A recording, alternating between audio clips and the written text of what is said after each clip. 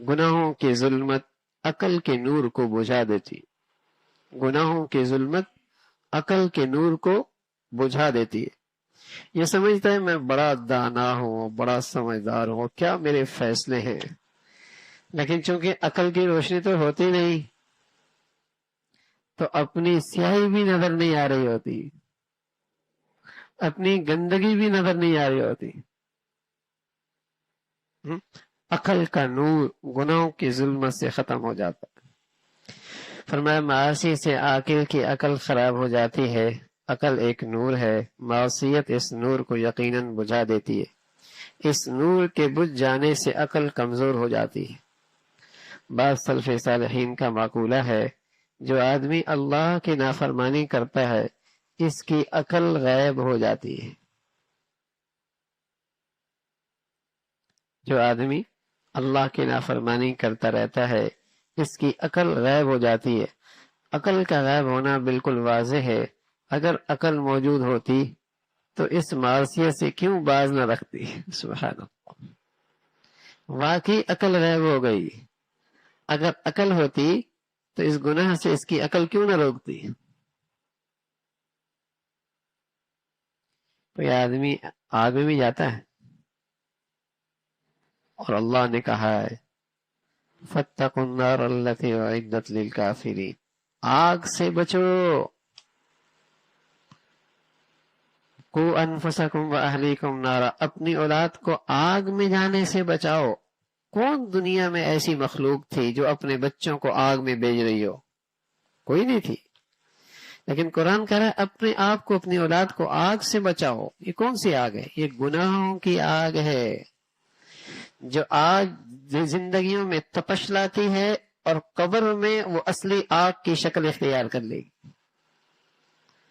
آج بھی اس آگ کا اثر ہے، زندگیوں کو گرم رکھتی ہے، دماغ کو گرم رکھتی ہے، زندگی کو گرم رکھتی ہے، دماغ کو گرم، جیسے بوفی سسٹم کے نیچے آگ جل جائے نا، ہر وقت کھانا گرم رہتا ہے، ایسی گناہوں کی آگ اس کی زندگی کو، دماغ کو ہر وقت گرم رکھتی ہے۔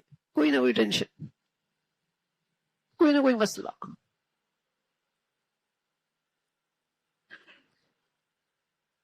تو فرمایا آگ سے بچاؤ، یہ بھی آگ ہے۔ فرمایا عقل غائب ہو جاتی ہے، اگر عقل موجود ہوتی تو اسے معصیت سے کیوں نہ روکتی؟ عقل کی روشنی ہو اور گناہوں سے نہ بچے، کیسے ہو سکتا ہے؟ یہ عقل ہی چلے جانے کی نشانی ہے کہ اپنی ذلت کا، پستی کا فیصلہ خود کر رہا ہے۔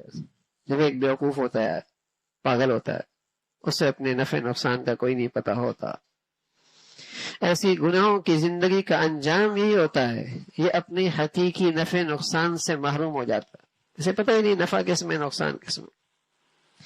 یعنی اس سے بڑی نادانی کیا ہے میرے عزیزو؟ جہاں سے جا رہے ہیں وہاں اتنی توانائیاں لگ رہی ہیں اور جہاں جا رہے ہیں اس کی کبھی خیال ہی نہیں آیا۔ تو یہ کوئی عقل مند لوگ کرتے ہیں، یہ بھی کوئی عقل مند لوگ کرتے ہیں کہ جہاں سے جا رہے ہیں اور نہ جانے میرے اور آپ کے کتنے جانے والے چلے گئے، اور سب جانتے ہیں وہ سب کچھ چھوڑ گئے، فیکٹری بھی چھوڑ گئے، کارخانہ بھی چھوڑ گئے، اتنا خوبصورت گھر بھی چھوڑ گئے، سب کچھ چھوڑ گئے، اور روز دیکھ رہے ہیں، اور جہاں جا رہے ہیں اس کا کبھی خیال ہی نہیں آتا، اور جہاں سے جانا ہے اس کے بارے میں اتنی فکر مند، کچھ نہ کہیے۔ جس اولاد نے پتہ نہیں وہ دن دیکھنے ہیں یا نہیں دیکھنے، ان کا بھی غم اتنا پالا ہے کہ اپنی بھی آخرت خراب کر رہے ہیں۔ عجیب تا تماشا ہے، عجیب ہی سا تماشا ہے۔ تو جس قدر عقل کی روشنی بڑھتی ہے پھر آدمی اپنے نفع نقصان سمجھتا ہے، چیزوں کی حقیقت سمجھتا ہے، دنیا کی حقیقت کیا ہے، آخرت کی حقیقت کیا ہے، یہاں کتنا کرنا چاہیے، وہاں کے لیے کتنا کرنا چاہیے۔ جب تقوی کا نور آتا ہے، عقل میں روشنی آتی ہے، تب آدمی کو ان چیزوں کی حقیقت بھی سمجھ میں آتی ہے۔ تو چل رہا ہے معصیت سے اس کے دنیا آخرت کی خیر و فلاح ضائع ہو رہی ہے، پھر بھی گناہ کر رہا ہے۔ جس کے گھر میں بیٹھا ہے، اللہ کا گھر ہے نا دنیا، اس کے گھر میں بیٹھا ہے اور دیکھ بھی رہا ہے کہ گھر کا مالک دیکھ رہا ہے اور پھر بھی اس کی نافرمانی کر رہا. یا تو اللہ نہیں دیکھ رہا؟ کیا دنیا اللہ کا گھر نہیں ہے؟ یہ دنیا اللہ کا گھر ہے، دیکھ بھی رہا ہے، گھر کا مالک دیکھ رہا ہے، اور اس مالک نے اس گھر میں مجھے کتنا کچھ دے رکھا ہے، اتنی نعمتیں میری دسترخوان پہ رکھی ہیں، پھر گھر کا مالک دیکھ رہا ہے، اس کے گھر میں بیٹھ کر پھر اس کی نافرمانی کر رہا ہوں.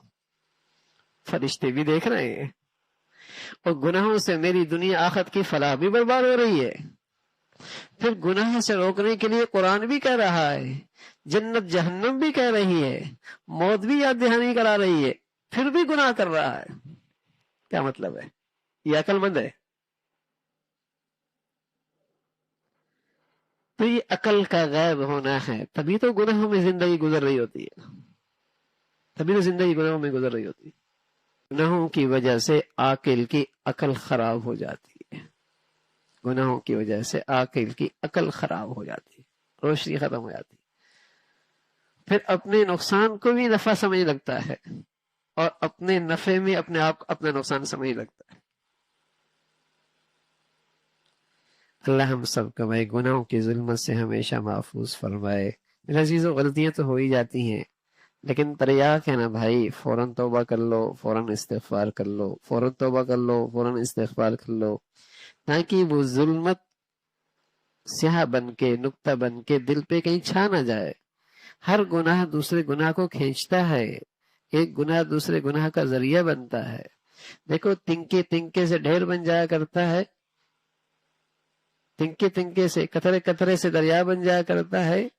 ایسے ہی گناہ ایک ایک کرتے کرتے اس کی گندگیاں اکٹھے ہونے لگتی.